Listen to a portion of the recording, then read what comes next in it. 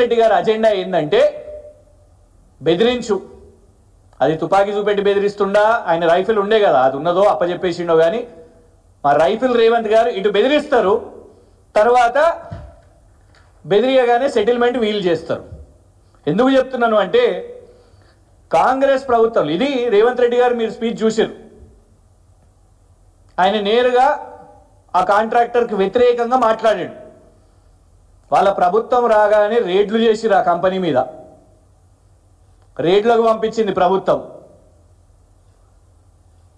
First మాట్లాడి బెదిరియాలి, తర్వాత నీ దగ్గరున్న సంస్థలను పంపించి రేడ్లు చేపియాలి, ఆ తర్వాత సెటిల్మెంట్ చేసుకోవాలి, ఆ తర్వాత కాంట్రాక్ట్లు అప్పచెప్పాలి. అందుకే పూటకొక మాట పూటకొక బ్యాగు. అటు ఒక ఆయననేమో సోదరుడేమో బెదిరిస్తాడు, ఇంకొక ఆయనేమో సెటిల్మెంట్ చేస్తాడు. ఇట్లా కాంట్రాక్ట్లు నడుస్తున్నాయి. ఇది కేవలం ఈ ఒక్క అంశమే కాదు.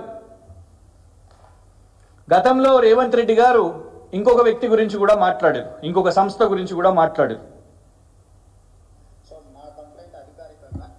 గచ్చిబౌలిలో ఎంఆర్ ప్రాపర్టీస్ అని ఒక కాలనీ ఉంది. అక్కడ పెద్ద పెద్ద విల్లాలు వచ్చినాయి. According to my knowledge, subject to correction, there is no such permissions for that MR properties. చిన్న వాళ్ళనైతే కూలగొడుతుండ్రు, పెద్ద పెద్ద ప్యాలెస్లు కట్టుకున్న వాళ్ళ మీద మనం దృష్టి పెడుతున్నట్లేదు.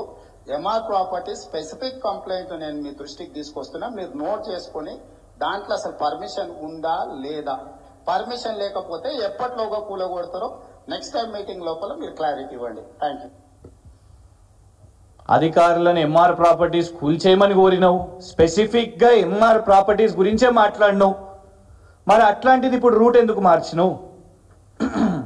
కూల్చేయని మొన్న అన్నోనివి ఇప్పుడు ఎంఆర్ ప్రాపర్టీస్తో చేయగలుగుతున్నావు.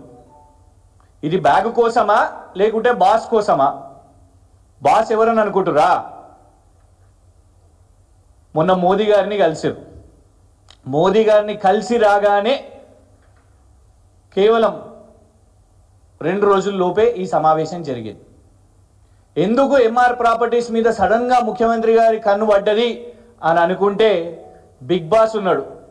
బిగ్ బాస్ 2 రకాల్లో వస్తాడు దేశంలో. అయితే డైరెక్ట్ వస్తాడు, లేకుంటే ఇండైరెక్ట్గా వస్తాడు. డైరెక్ట్గా బీజేపీ ప్రభుత్వం ఉన్న దగ్గర వస్తాడు, ఇండైరెక్ట్గా కాంగ్రెస్ ప్రభుత్వం ఉన్న దగ్గరకు వస్తాడు. ఎవరు అనుకుంటున్నారు? ఇప్పటి వరకు తెలంగాణలో రెడ్ కార్పెట్ వేయకుండా కేసీఆర్ గారు ప్రభుత్వం ఉన్నప్పుడు ఆయన వచ్చిండు. కాంగ్రెస్ వాళ్ళు గది ఒకటే ఫోటో చూపెడతారు సెక్రటేరియట్లో, ఆయన వచ్చి కేసీఆర్ గారు కలిసింది. కానీ కేసీఆర్ గారు ఏమన్నారు? మా సింగరేణి నీకు ఇయ్యం, మా విద్యుత్ నీకు ఇయ్యం, గెట్ అవుట్ అని చెప్పిండు.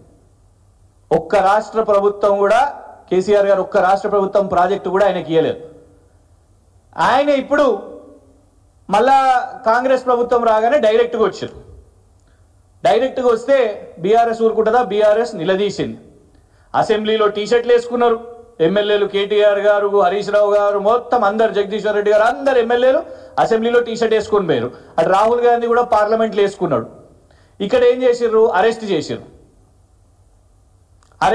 ఆ తర్వాత జాతీయ న్యూస్ అవ్వగానే నువ్వు 100 కోట్లు ఆయన దగ్గరికి వెళ్ళి ఎట్లా తీసుకుంటావు అనేసరికి నామమాత్రానికి ఆ 100 కోట్లు వాపస్ ఇచ్చిండు. కానీ కొడంగల్లో పెట్టే సిమెంట్ ప్లాంట్ కానివ్వండి, భూములు కానివ్వండి, రామన్నపేటు సిమెంట్ ప్లాంట్ కానివ్వండి, ఇవేవి రద్దు కాలే. ఎగ్జాక్ట్లీ మీరు గెస్ చేస్తున్నది కరెక్టే. అదానీని ఇండైరెక్ట్ గా తెలంగాణలో తీసుకురావడానికి, ఎందుకంటే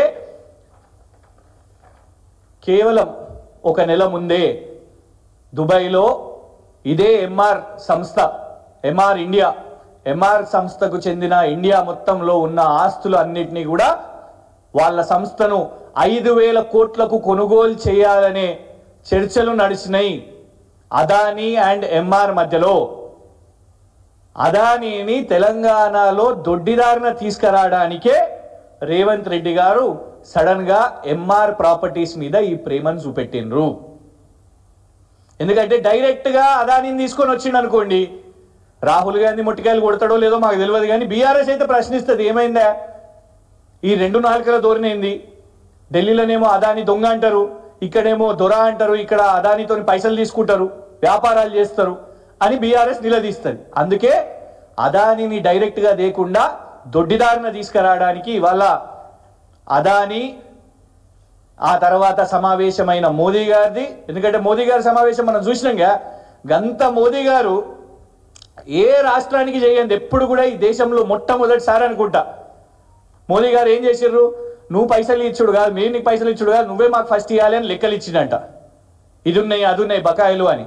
మరి బీహార్ కట్లు ఇచ్చిండో యూపీ కట్లు ఇచ్చిండో మనకు తెలియదు, కానీ మొట్టమొదటిసారి రాష్ట్ర ముఖ్యమంత్రికి అట్లా ఇచ్చిండట. మేము ఖండించినాం దాన్ని. ఇదెక్కడ అవమానం భయ్, మా ముఖ్యమంత్రి నువ్వు గిట్లా అవమానిస్తావా? ఢిల్లీకి రాష్ట్రం కోసం నిధులు ఇవ్వండి అని అంటే నువ్వు లెక్కలు ఇస్తావా, నువ్వు బకాయిలు ఉన్నావని? కానీ రేవంత్ రెడ్డి గారు మాట్లాడలే. ఎందుకు? దానికి కారణం ఇది. రేవంత్ రెడ్డి గారి ప్రయారిటీ ఇటు అదానీ గారి కోసం, అదానీ ఎంఆర్ సంస్థ కోసం, ఇటు ఎంఆర్ తోని సమావేశం పెట్టుకోండు.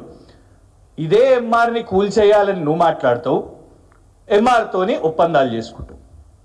ఇవాళ ఎంఆర్ తోని వాళ్ళ సమస్యలను పరిష్కరించడానికి ఇవాళ ప్రయారిటీ తీసుకుంటావు. ఇదే కేపీసీ ప్రాజెక్టు ఆయన కాంట్రాక్టర్ కాదు, ఆయన వ్యాపారవేత్త కాదు అని ఆయన మీద బురద చల్లుతావు. మీ సోదరుడేమో ఆయనతోని సెటిల్మెంట్లు చేస్తాడు, ఆయనకి ఇలా కాంట్రాక్ట్లు దక్కుతాయి.